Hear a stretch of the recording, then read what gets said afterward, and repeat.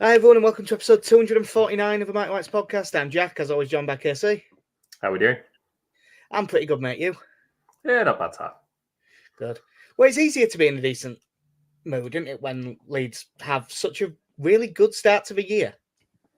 We're the informed team in the country. Yeah, Daniel Farke deservedly wins Manager of the Month. Right before playing the team at the bottom of the league. What can go wrong? The bottom of the league with an injury crisis. Who haven't won an away game all season. Paging Dr. Leeds. Paging Dr. 10-man Wigan. But it's been an excellent start to the year. Obviously, we've had to miss a couple due to work commitments, mostly down to me. But Casey has also started a new job, which has made him slightly more busy. But I suppose the long and short of it, we will briefly talk about the Plymouth replay a little bit. The long and short of it is, although Southampton have got a game in hand, we are now only 1 point off second. We're basically going up, is how I read that situation. As champions? No. Yeah. Despite my early predictions.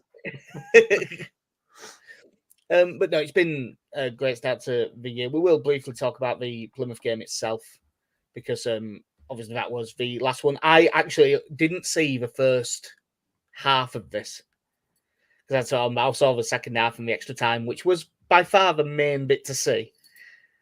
The only disappointment with it was that it actually made it into extra time, I suppose. Yeah, it was very much the one thing you didn't want to happen happened. Much like with the first leg, really, the one outcome you really didn't want is entirely what happened. It was. I mean, we played fairly well. Rattled the woodwork a couple of times. Yeah, it's not like, oh, well, we just managed to drag it into extra time and then ran away from them. We should have just won it. But there was some of that in extra time after we had made all the changes. Because I thought that the players that were out there did pretty well. But once you bring on, like Ruther running at really tired players, seemed harsh. Somerville running at really tired players seemed harsh.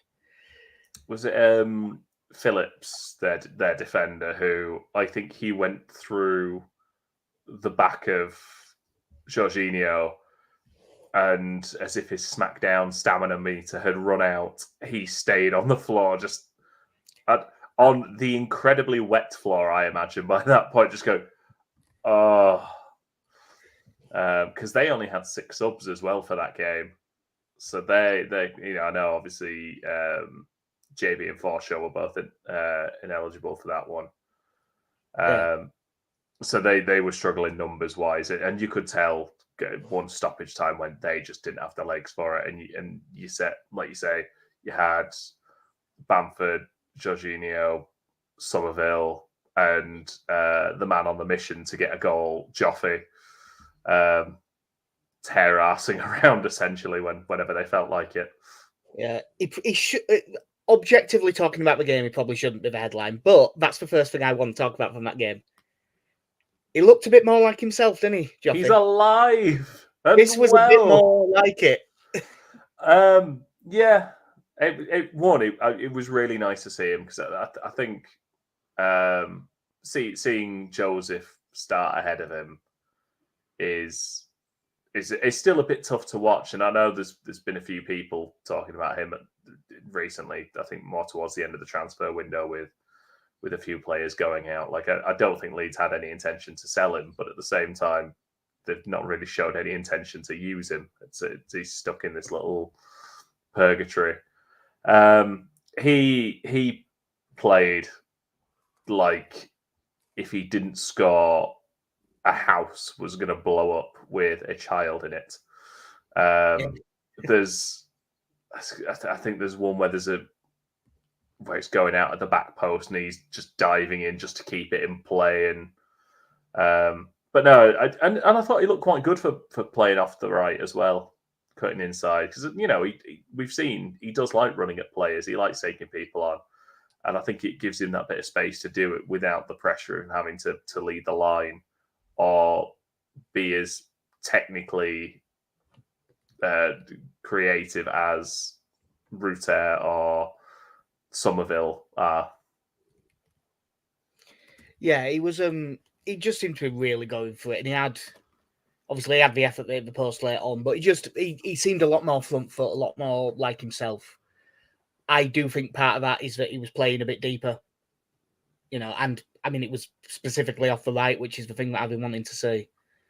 But I think that he's so much better going towards goal than he is with his back to goal. Yeah. So it was very nice to see it. I was really happy to see him come on, just because he has been on the bench for weeks now without a sniff of coming on. I suppose you still probably get envious of Mateo Joseph coming on in the 91st minute every week, because it's still more game time than he's getting. But yeah, especially when I know that he wouldn't want to do this, but it's not like he's playing in the 21s well either. No, he's just not playing football. Him and Charlie Cresswell must have had a great time just keeping up with each other recently. Yeah. But yeah, he was really good. Obviously, Nonto got another goal, second in a week, which is good to see. And I really liked this goal. The bit of play before it was nice, but just the way he just got it out of his feet and hit it. Seemed like suddenly a bit of confidence was back. I mean, you don't know if it is confidence or not, but it just seemed a bit more like that. Because he'd hit the ball really early last season, wouldn't he, quite a lot? Yeah. And we seem to be seeing that again. And that can't be doing anyone any harm. The only other thing I think so there was two probably. One, what did you think of Mateo Joseph getting a start, and how do you reckon he got on? Obviously, I only really saw the second half bit of the performance, which was good, but by all accounts, he was probably better in the first. Yeah, I thought he did fairly well. You probably say he did his job. I don't know if I'd stretched so far as to say he impressed, but he definitely didn't look out of place. I still think it's a tough one for anyone with Piru behind, and that's not a knock on Piru. I think it's just an odd situation to be playing in. But yeah, he led the line fairly well. I think he pressured a few defenders fairly well. Would put himself in for challenges when the ball's up in the air. Yeah. Yeah, he was absolutely fine. Well, and then the only other thing to talk about is Joe Rodon played 120 minutes. Charlie Cresswell was sat right there. Like, I know that he's really good and he's really important. But, like, we even rested Anthony and didn't bring him on, and we still, Rodon, you're playing. I feel like once the third's gone in, then just, even if it is however minutes left there was, 6-7 minutes or however much there is, I couldn't even remember by that point, but yeah, get him off. Yeah, because, I mean, we made 5 subs, but we had a 6th because it went to extra time. Nah. I don't care if you brought on Van den Heuvel, to be honest, in that situation. Once it was like 4-1, we could have brought anyone on there, it'd have been fine. But get through. The reward is Chelsea away after I didn't even watch the highlights of this, but they, by the sounds of it, absolutely spanked Villa at Villa. It's from the bits I listened to, it sounded like Chelsea's best performance in a fair while. Yeah. It's almost like they've got a £1 billion+ squad, isn't it? Yeah. I mean, I don't know with theirs, but at least when I look at certain team squads, I think, this really expensively assembled team. And then I look at Chelsea and like this overly expensively assembled team. Yeah. Like, you've spent far too much on these toys. Yeah. So there was a couple of late transfers in the window, and because we didn't get a pod in last week, we'll briefly talk about it. And we'll start with the Connor Roberts, who they tried their best to make it look like they were going to make a mess of towards the end of the window. by not announcing it until about 5 minutes after the transfer window had shut. That it's a very rare thing for Leeds. Leeds needed a right back, and that right back that everyone said made a load of sense. They've signed. Yeah, it's a welcome to Wales United, Connor Roberts. He knows the lads. He knows the guy who's going to be playing one inside from him. He knows the winger who's going to be starting ahead of him. Yeah, and he also knows Ampadu. But like, literally, if this was old FIFA chemistry, it's there's yellow lines everywhere. That's the people he is next to. Yeah, it's got a line to the left, diagonal line into the middle, line up the line. Brilliant. It's all coming together. Yeah, nice common sense. We should have tried it more often. Yeah, and the probably more interesting ones to talk about are the outs. With apologies to Jack Jenkins, for whom there isn't much to say. Good luck at Halifax. We'll talk a little bit about Sean McGurk, who's gone to Swindon. I'm a little bit sad about that, genuinely. Like, he was a lot of fun to watch in the 21s. And how he hasn't made like 3 sub appearances, I don't know. I suppose it was because Pervada was still here. Like, if Pervada was gone, he might have played a couple of games. Like, I know we'll come on to him as well, but I have to be honest, I don't think Pervada would have. I don't think McGurk would have if Pervada wasn't here, because there has been a few games where we've named 2 goalkeepers on the bench. And like, Sean McGurk looks like quite a tidy footballer. And I think that he's probably I think he's going to do well. I'm going to say that I think he'll do well at Swindon. But he has before going to Swindon, I don't know if they've played a game. They will have probably played a game since, and he'll have played in that. But if he's played there, I'm fairly sure that's his first senior appearance, and he's 20. Like, he just never got a go, and I don't think for a second he was actually going to be good enough to play for us. But he was good enough to have played in a League Cup game or something like that. Yeah, it's I find it a bit disappointing that he never. I mean, I suppose as you look at it, the time again he was going to get in the squad would have been during the revolt at the start of the season, or in one of the League Cup games. Last season, I sort of understand it as, but by the end of the season, Gratia and Allardyce were never going to think, let's throw this little ginger lad in and see what he can do. Marsh might have, just as a complete panic move.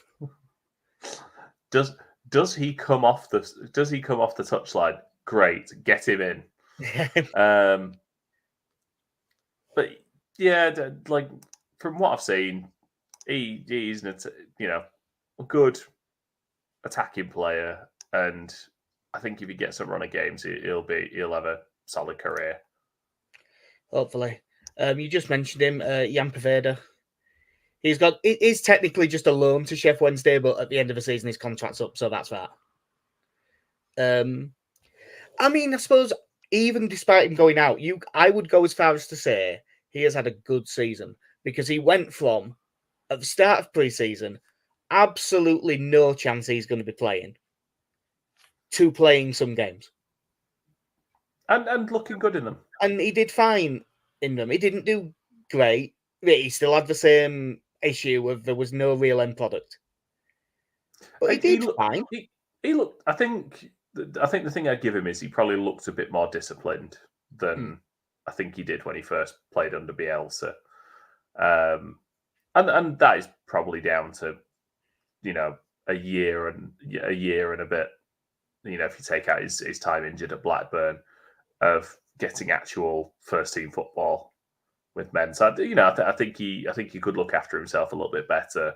I think he was more disciplined off the ball. But he provided a decent option when we needed someone during those few weeks when 2 of our wingers were, we'll say, unhappy with their situations. Well, that makes me mind up about which order we'll talk about the last 2. Confirmed earlier today, Luis Sinisterra to Bournemouth, roughly £20 million. I think everything can be summed up by Leeds' statement. Leeds United can confirm Luis Sinisterra has joined AFC Bournemouth in a permanent deal for an undisclosed fee. There you go. That's Leeds United's statement. Yes, he's. That's it. So long and good luck. I don't recall saying good luck. Yeah, he is. He's not even been future endeavoured in wrestling parlance. He's just been allowed to go, and quite frankly, we're all okay with it. Yeah, no one's bothered. Leeds have managed to, in terms of just for transfer fees, make a small profit. And it gives us a bit of wiggle room on the financial regulations, which I'm sure helps. I think as you look at it, and I think the reason why we're inclined to do it at this point is if we'd have been in Leicester's position, I think you'd have held out because you go back up, and even though he's not played for us this season, you can hold out for another 10 million probably as a Premier League club. He was never ever going to play for us again, even if we did go back up. But you might have got more money. Yeah, your bargaining position was much better. Yeah. Unfortunately, with the position we're in, and again, this is not a complaint about the position we're in because again, the numbers are fantastic. 30 games, 6 points. So are Southampton and Leicester's, unfortunately. There isn't that sense that we are definitely going up. So it's probably better to take the cash now than risk some sort of issue coming up again in the summer if he comes back. Because, he won't play again. Wouldn't set foot at Thorpe Arch again. But if something were to happen, then if there's another falling out between him and Angus Kinnear, then all of a sudden you're trying to bomb out someone and potentially making a bit of a loss on them. So it probably makes sense to get the money in now. It's guaranteed, and we can all move on. Yeah, exactly. Like there's a little bit of a retroactiveness with Leeds fans where you are hearing a lot of people go, "It was shite the whole time anyway," which isn't true. No, but he was injured a bit. He's absolutely a dick, and he was injured. He was injured a fair bit last season. Yeah. But it's he's a dick. Yeah. Someone who I don't think is a dick, and one where, given everything, I understand it and stuff, but there's still a tinge of disappointment in it for me. Leo Yelder has gone to Sunderland for a couple of £1 million. I'm really hoping that there is a sell-on fee because I still think that he's a good player. And you'd think Sunderland is a decent place to go to get a bit of an opportunity. Like I don't think with where they are, he's not going straight into that team. But they are a club. I mean, he did go. For what it's worth, he did go straight into the team at left back and started the first game and got quite good reviews. But he's not. Here we are. The plug that no one gives a fuck about in the thing that I wrote for a Roker report. I was basically saying this year I don't necessarily think he's going to make a massive impact, but next year I think he really will. And that's what that's still long term what I reckon it'll be. Yeah, I mean, I look at Leicester becoming Sunderland becoming the Leicester model, as it got christened, of the Championship, of just, we're going to get these youngish players in, late teens, early 20s. We will give them a chance and we will sell them on for a fair bit, because that is absolutely what is going to happen to Jack Clark. Yeah. By the sounds of it, it very nearly happened about 4 times in January. Yeah, and I know they paid a decent bit to get him in the end, but that was a weird transfer because it was a free, wasn't it? But with loads of add-ons that were quite achievable, and now they've paid like 10 million for him. Yeah. But you look at Sunderland's team and sort of the philosophy at the moment. They are fully willing to give players a chance who've not had a lot of game time before. So again, the hope is that we've got a 10% sell-on clause in there or something like that, so that if he kicks on and gets sold on, we can get a little bit more out of the deal. It really says how. I know he must not have looked great in training either, but he was bombed out of that squad so quickly after, what was it, the Ipswich game. Yeah, that was the thing with it. He had a couple of bad games at the start. And to his one of them, I still don't think he was nearly as bad as people were letting on. The other one he was. Like, he was, or was it I think was it Cardiff game opening day of the season? He was shit. Like, he just was. But I still overall think that there's a good player in there, and I'll be interested to see what he does. But when he wasn't playing at all and he wasn't involved, getting like 2.5 million for him, again, making a profit on him, I can't like sit here going, oh, it's a terrible idea to sell him. It's not like when you're in the Premier League and you've got that bit of extra cash where you can just go, fuck it, we'll chance it. In this league, you can't really take those sort of chances, and you have to take the money while it's there, I suppose. Yeah. I tell you what, it could be difficult if you are a season ticket holder for the 21s. I know no such thing exists, but they are not good at the moment. They are not good, and they've sold some, and they've got rid of some of the players. It's properly kids and Sonny Perkins, and the best kid's not even there. And Sonny Perkins doesn't want to be there, and so basically, like the 21s are playing tonight. I think we're playing Arsenal. I wouldn't expect it to go well, but what did go relatively well was Leeds got through in the 5th round of the FA Youth Cup. They won on penalties against Sheffield United. Luckily, they put it up for free on YouTube, which meant a lot more people watched it. Played pretty well. Marley Wilson looked pretty good again, which was nice to see. Charlie Crew looked good in that game. He's in this weird thing where when he plays in 21s, you can't tell. In the 18s, he stands out a mile. But man of the match was Rory Mahadi in goal. It was Scotland's under 8. He's either their under 17s keeper or their under 18s keeper. I'm not sure what level he's playing. I think he's 17, but he made some good saves. He obviously made a couple of saves in the shootout itself. And the thing that stood out to me was just stepping out with the ball confidently and playing passes, and it was good to see that level of confidence in such a young goalkeeper.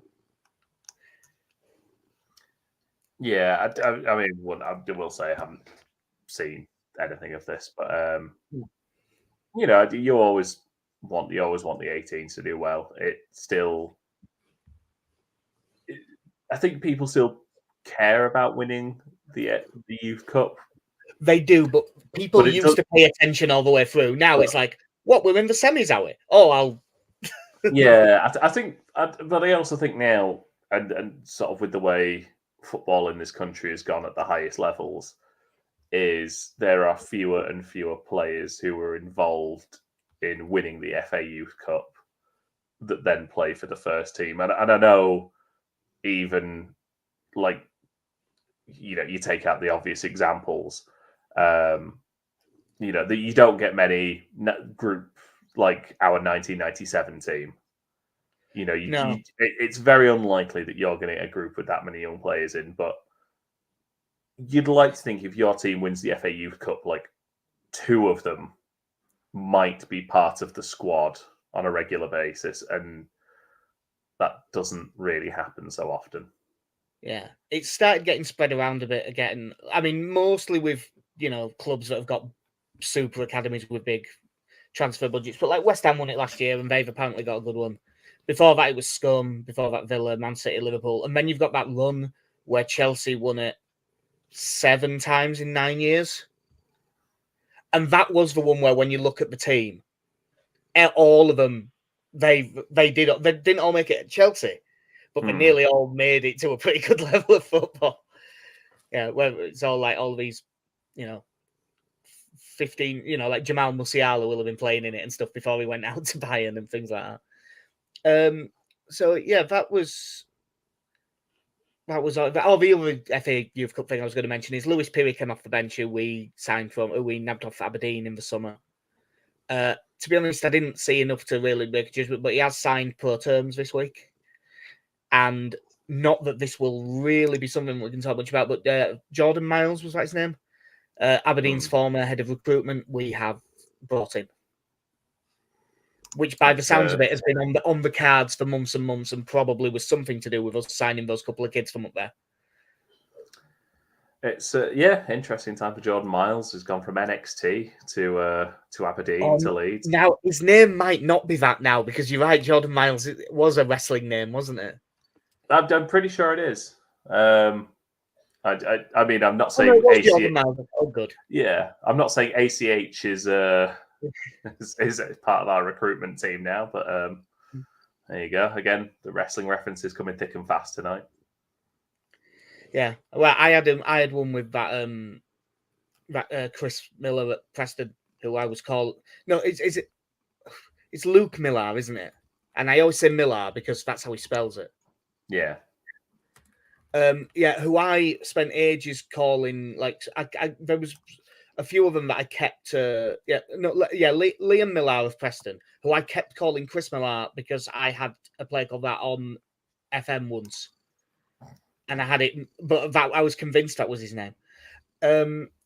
Speaking of names that we likely will get wrong and not know all about, and that is a disrespectful thing to say. Leeds have got Rotherham at home this weekend. Just to put into context exactly what it is, Leeds are I think we now have the joint best home record in the league, like 2.5 points a game. We have not lost a home game.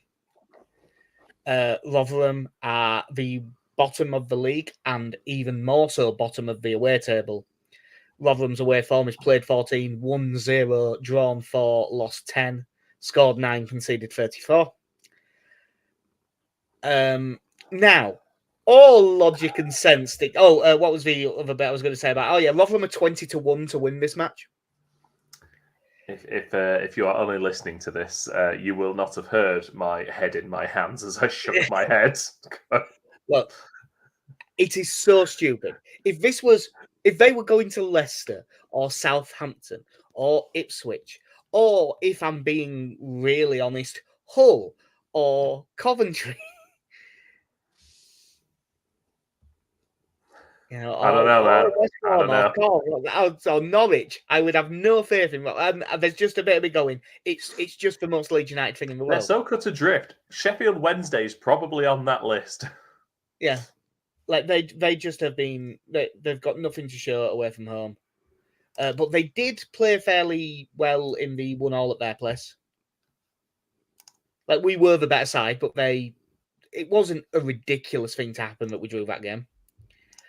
But I've just had a quick scout through their fixtures, and they normally like a sort of 3-5-2/5-3-2.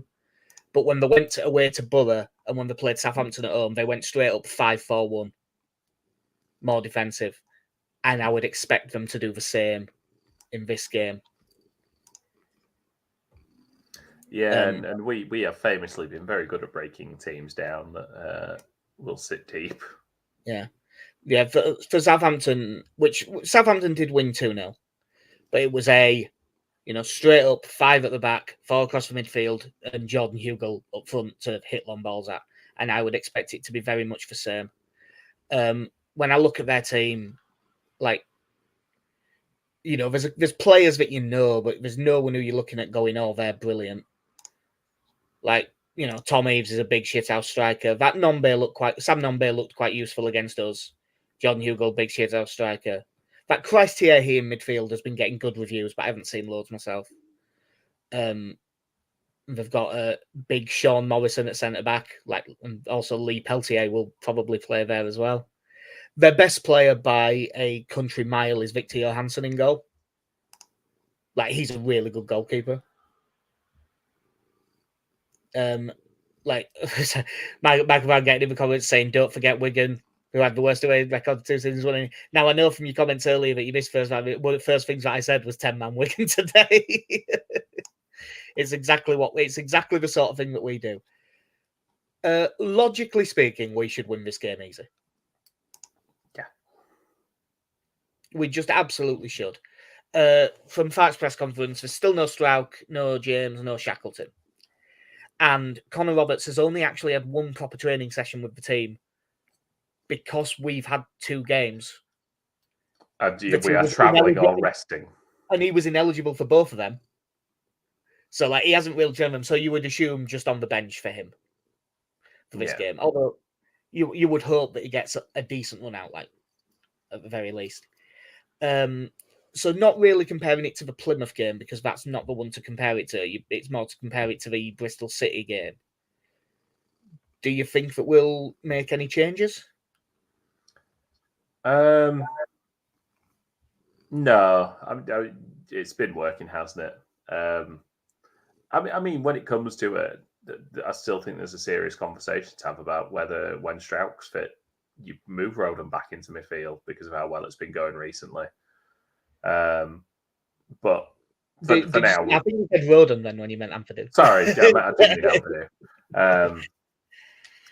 But yeah, I think we go back to as you were for the game. You know, it was really nice seeing Nonto get that goal, and I think how much it meant to him in that game.